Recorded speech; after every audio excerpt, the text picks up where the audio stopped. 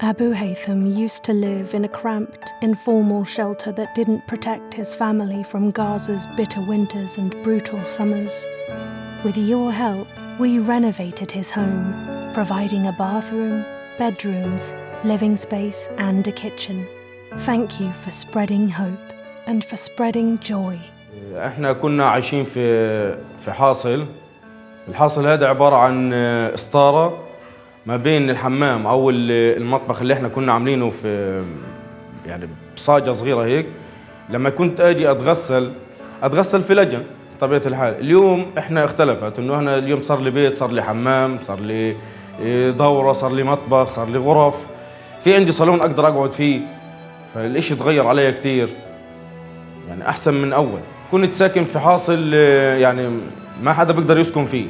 فاحنا يعني انا بشكر كل واحد اجى ساهم معايا واجى ساعدني ان انا اقدر اعيش في بيت زي هذا، وانا ومرتي وزوجتي واولادي. فلقيت في راحه اكثر من اللي انا البيت اللي كنت انا ساكن فيه. والحمد لله انه احنا يعني ربنا يعني اكرمنا واكرم الناس اللي اجوا علي وعملوا لي البيت، وجزاهم الله كل خير.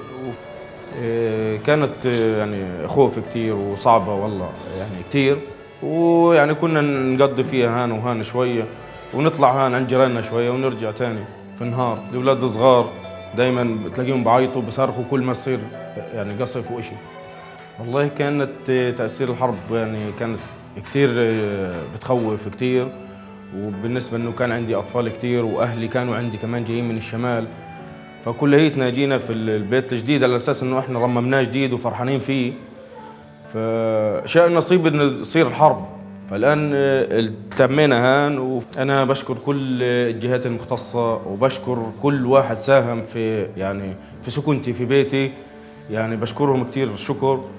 واتمنى كل واحد بيعمل الشغل هذا يعني لوجه الله تعالى لمساعده الناس، انه يعملوا لكل واحد بحتاج يعني نفسي انا. ويعني ايش اقول لك، براحه اولادي وبراحه بيتي وزوجتي، ويعني حواليا كمان قرايبي يتمنوا لي الخير زي ما الناس تمنت لي الخير. الحمد لله يعني احنا هذا بنتمناه كنا من زمان، وربنا الحمد لله يعني بعتونا الناس اللي تقدر يعني اللي عملت لي اللي انا كنت اتمناه.